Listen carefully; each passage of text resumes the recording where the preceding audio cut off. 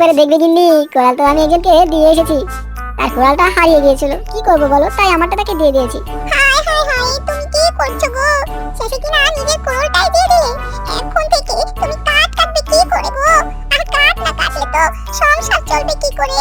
ওরে তুমি একদম ভেবো না গিন্নি, এই দেখো আমি এটা কি এনেছি, জাদুর হাড়ি। এই হাড়িতে যখন যা চাইবো তখন তাই পাবো। বললেই হলো নাকি? বলি কি, দিনে দুপুরে তোমার মাথাটা গেল নাকি?